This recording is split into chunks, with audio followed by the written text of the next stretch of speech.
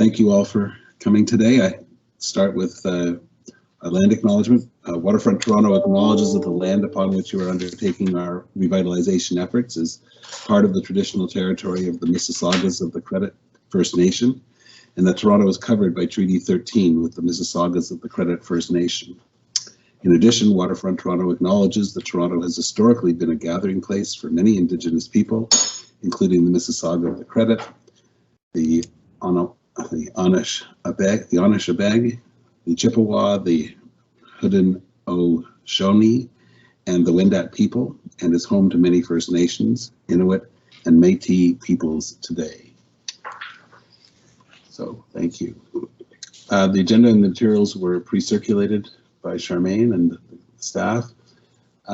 Any comments or questions or additions to the agenda? And if not, I'd have a motion, please, to adopt it. So moved. I need Steve or Andrew. Thank you. Steve seconded. I pass that. I declare that passed. Are there any declarations of conflict of interest? I have a conflict on number 9. Thank you, Steve. Same as last time. Same as last time. Okay. Anybody else? Alicia, on number 10, I think I'm going to drop off for that with a potential conflict. So Ian and I have just been going back and forth on that. Number 10, the in-camera session.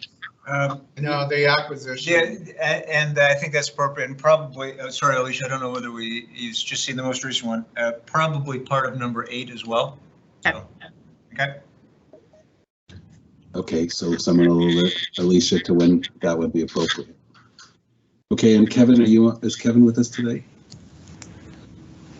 I did not believe so. No, he isn't joining us today. I'm hearing no. So Kevin was the other person that may have had a conflict. Very good. So thank you, Stephen and Alicia. On the consent agenda, we have the draft minutes of our open session of the IREC committee on the 23rd of September. I could have everybody, those were pre-circulated. I hope people have had a chance to review them, and I could, Stephen and Andrew, have a motion. I move it. Second. Thank you. I declare that passed. Similarly, well, sorry, now we're just going to pass it over to Meg, who will take us through the development dashboard. By the way, guys, the materials today were very well prepared, and I'm hoping that people have the opportunity to read them. But, thanks, Jack. I won't go through. You just want to do the highlights, Meg, and yeah, I think I'll leave it as read. And if anybody has any questions, we typically don't go through this piece by piece. I know we have some new board members. We can always sit down and go through those in detail at some point. But for today, I think we'll just take it as read. Good. All right. Are there any questions of Meg on the dashboard, on the development dashboard? I take that as no, so let's move on. The Thevilliers Island Precinct Plan. I think this is a really exciting opportunity. I'm not sure who's presenting that. It looks like. So Aaron and Jed are going to present, but I just wanted a quick piece of context. We are going to be coming back to the board in the new year with some more detailed work that we've been doing on Thevilliers, but we wanted to give you sort of a level playing field or a level set on Thevilliers. We haven't talked about this in a long time, and given that we have quite a few new board members, we thought maybe we do this. We do this quarterly where we give you a briefing on one of our development projects. So this is to give you just some background on Thevilliers. So I'll hand it over to Aaron and Jed. Meg, if I can just add, the only thing I would add for context is this is also the basis of a bit of a discussion we would be proposing to have with the mayor in terms of next steps, in terms of Thevilliers being the next development, and what the opportunities would be, what the opportunities in terms of government funding would be. So Steve and I have been talking about that for our future meeting with the mayor. So, you know, this is important from a variety of perspectives. Okay, Aaron and Jed. Great, thanks so much, Meg. It's great to be here today. I'll quickly introduce myself. I'm our Director of Innovation and Sustainability. My name is Aaron Barter, and excited to be sharing the Thevilliers Island update with you today. As Meg mentioned, what we're going to share today is high-level context on the approved plans for Villiers Island, our current approach for implementation, and some overall timelines. We will then return with much more detail on the implementation approach and more details on next steps at a future meeting. Next slide, Charmaine. Thank you. So I wanted to start by reminding everyone of the opportunity that is in front of us with the Villiers Island project. City building opportunities of this scale and ambition are few and far between, and in Toronto. We have the Portlands and Villiers Island being the first project there, but also we have comparable Downsview Park, but there's few others that are on this scale and ambition. And what we have is a vision that was co-created with community stakeholders, Torontonians, and put together by Waterfront Toronto and the City of Toronto in 2017, the same year that this vision was endorsed by Toronto City Council. As Jed will share in a moment, the Villiers Island Precinct Plan is rooted in reality. It's sensitive to the context of Toronto's waterfront, and it responds to the urgent priorities that we have around us: more open green space, housing, climate action. And this entirely unique neighborhood will serve as the connective tissue between all the great work that's happened in the Central Waterfront and East Bayfront, connecting into downtown Toronto, and then extending into the Portlands. And in that unique context, it will be an escape from the ordinary. It will attract visitors from near and far, and we'll have some amazing amenities that we'll speak to in more detail. Next slide, Charmaine. Consistent with our emphasis on economic development to date, which has generated nearly a 4-to-1 return on investments by governments, the plan for Villiers Island does intend to drive outsized economic growth in key sectors, including clean tech and creative industries, while also maximizing its value as a tourism asset.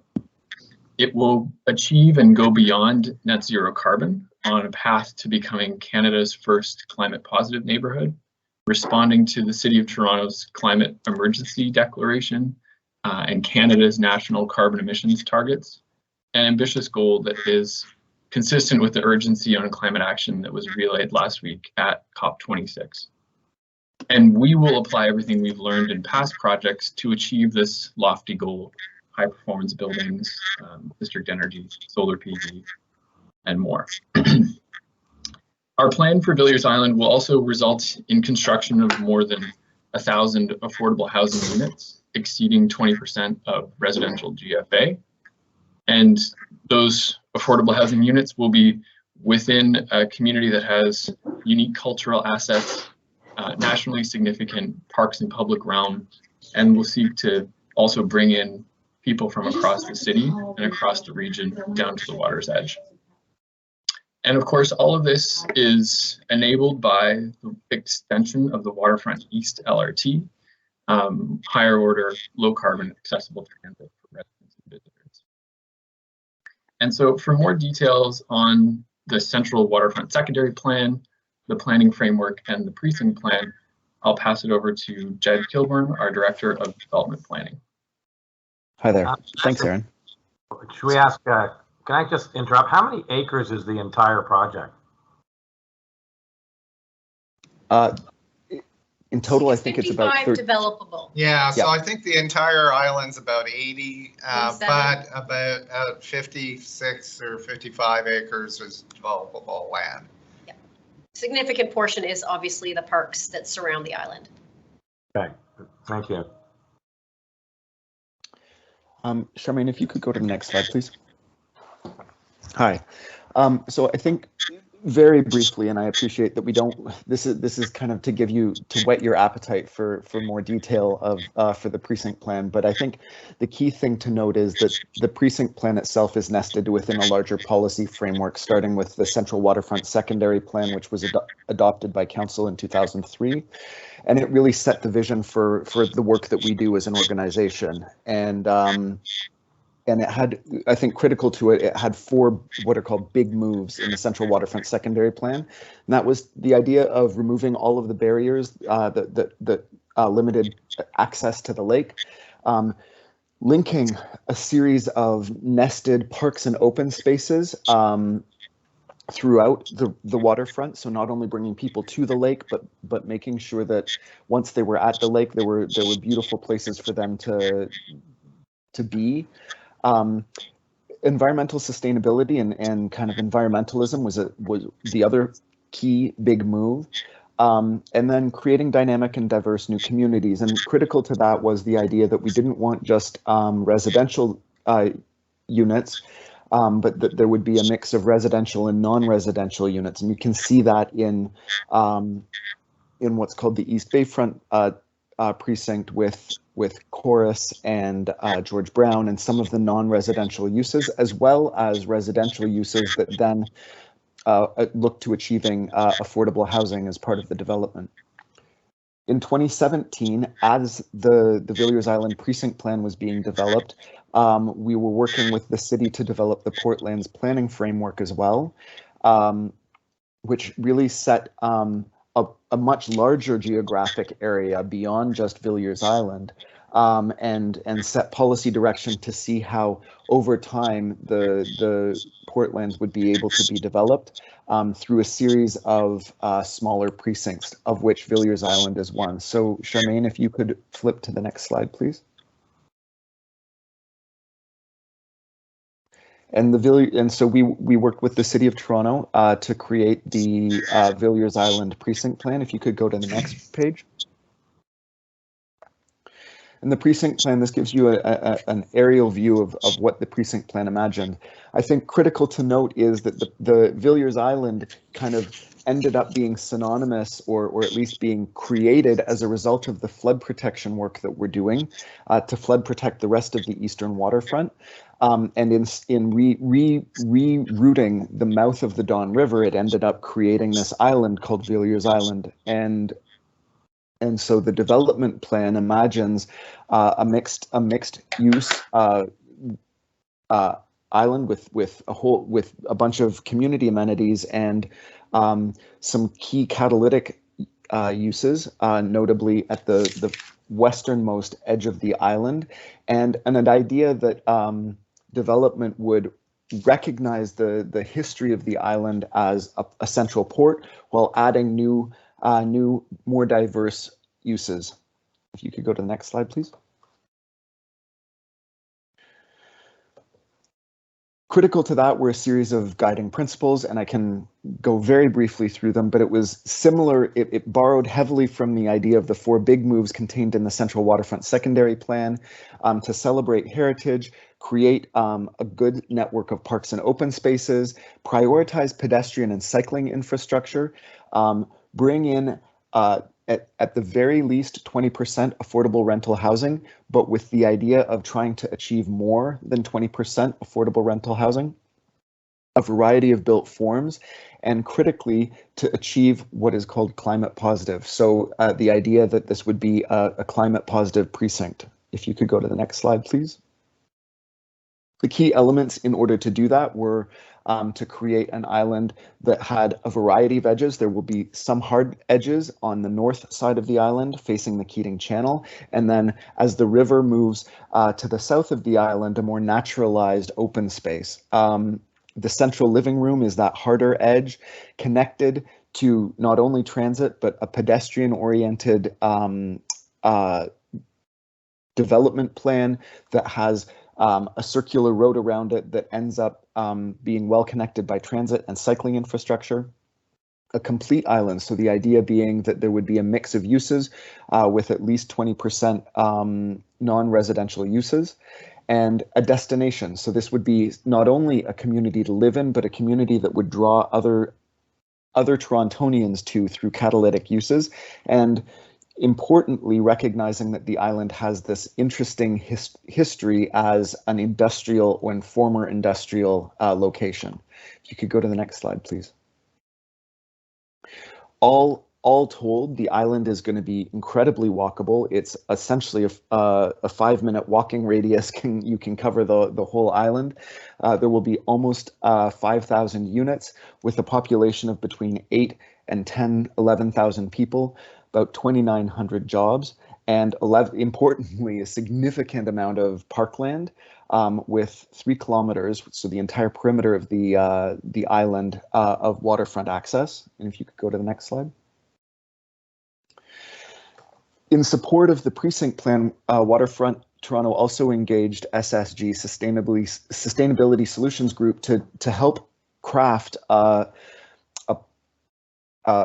climate positive precinct plan so that we could encode both in the built form but also in performance measures, which are then supported by our green building requirements, the idea that this would be a climate positive community, and we're still working toward that goal. If you could go to the next slide. And as you can see, I've focused, I've mentioned previously the parks and open spaces, but I think that it's key to note that there are 3 major parks and then a hardscape promenade along the north side of the island. If you could go to the next slide. And again, this is the road network, but also more importantly, the pedestrian, cycling, and trail network. So a trail that will loop around the entire perimeter of the island, as well as amazing cycling connections and pedestrianized spaces between the development blocks. You could go to the next slide. Great, and I'll let thanks. Eric take over. Yeah, thanks, Jed. And I'll be brief to wrap this up. And again, we'll be back with more details on where we're headed and all the great work that's underway right now. But in this overall project, we are, of course, building quite literally on the foundation of the Portland's flood protection project, and which unlocks the development potential for Villiers Island, as well as the approved plans and vision, which have been endorsed by Toronto City Council and reflect years of input from community stakeholders and the public. And so this vision is now ready for implementation. And so that implementation approach is what we are currently focused on. So the detailed financial strategy, the due diligence on remaining infrastructure, public realm, all of the other components of a project like this. And we're currently undertaking that work with CREATO and the City of Toronto right now, and we'll be reporting back to you in the near future on that. So Charmaine, if we go to the next slide, a few kind of high-level outcomes to emphasize with you. Waterfront LRT is a huge component of this and serves 80,000 people across the waterfront, including 10,000 on Villiers Island. The commercial spaces on Villiers will host 2,900 jobs as per the Precinct Plan. There'll be 5.5 million square feet of net zero carbon buildings with 11 hectares of world-class parks and public realm and over 1,000 units of affordable housing. So clearly an ambitious and large-scale project as we look forward. On the next slide, we have a quick timeline. I'll emphasize here that we have the work underway right now, both from a planning perspective, on looking ahead to the draft plan approval and zoning bylaw, and the due diligence work that we're currently compiling from an engineering perspective and other disciplines. This is intended to then go into a business and implementation plan that will need to be approved by Toronto City Council. We're currently targeting Q2 of 2022. All of this then sets us up for a developer RFP after the approval of that plan, which would be the first phase, which we would be taking it basically immediately after approval of that plan next year, mid-next year. We now then have time allocated for all of the subsequent planning applications, a construction start then occurring after completion of the Portland's flood protection project in Q2 or Q3 of 2025. And all of that is on pace to get us a first occupancy in Q2 or Q3 of 2028 for the first phase on Villiers Island. So I will close with that and look forward to bringing back a more detailed update on implementation to this group in the near future.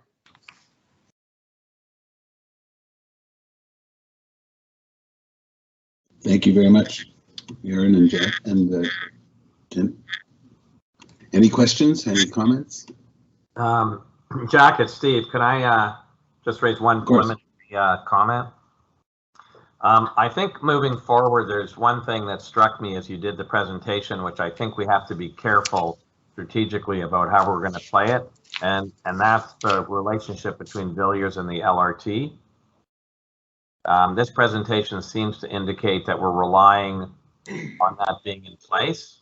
So I don't know whether that's leveraging the governments to see whether it can be funded, but if it's not funded, you know, what are we saying? This can't go ahead or cannot go ahead. So I just raise it as an issue to make sure that we do think carefully about that relationship. Good point. Yeah, it's a good point. And Steve, I think, you know, I shared with you, due diligence is being done, as Aaron said, that hopefully we'll have more details by end of January in terms of what things will cost, but we will point out transit will be really important. The question will be whether it's LRT or a different vehicle. Okay, I just Yeah, no, it's a good point. It's a good point. Have we had an update, guys, on the status of the LRT? I mean, is anybody even talking about it? All the money that's being offered on the infrastructure. Yeah, maybe Jack, I'll jump in real quickly on this one. So the city, TTC, and ourselves are actually working on 30% design. That is to go to council. It was supposed to go to council earlier last month, and now it's delayed till sometime next year, early next year.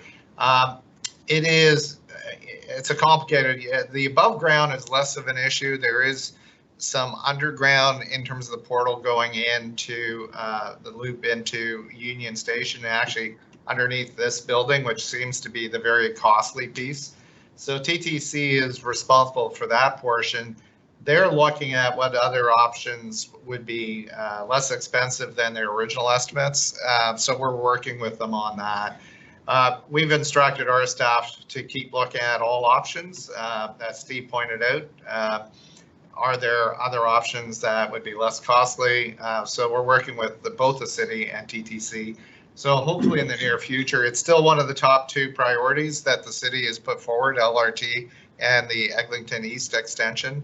But the costing and the technical options are underway right now. Thank you. Okay, any other questions or comments before we go into our closed session? So we're now back in open session. I would appreciate a motion related to the approval of the IREC minutes of our closed session held on the meeting held on September the 23rd, as has been presented. Andrew, may I ask that you make that motion, and Steve, you second it? no problem. Unless Ian, is there any problem because there's part of the meetings or I'm not attending? Is there any problem with me being a seconder on the minutes motion? I want to make it very clear you weren't at the meeting. I mean, I guess I could ask Leslie. So yeah, I'm happy to second. Yeah, Yeah. I'm happy to second. Thank you. I think it'd be better. Appreciate it. Okay, so Andrew moving, Leslie seconding. All those in favor? Aye. Any opposed? I declare that motion carried. Thank you, everyone. Thank you. Alrighty, so we have next meetings, and there's information in the books related to next meetings and upcoming board meetings for next year. Everybody okay with all of that? Yeah, actually, Jack, the only thing that I'm going to say, I know this is open session, but there's been discussion about a board retreat, which we will be talking to each of the committees about. This came out of the board effectiveness discussions and some of the other discussions we've had. So we're targeting, working with Steve and looking to target a date sometime in March. We'll be engaging board members about that strategic session. and, you know, getting your feedback as to what you want to accomplish out of that session. So I just wanted to give you a heads up, and we'll have further discussion at our December 9th board meeting. Very well. Okay, well, everyone, thank you very much. Thanks to the staff for putting together great information in support of the meeting.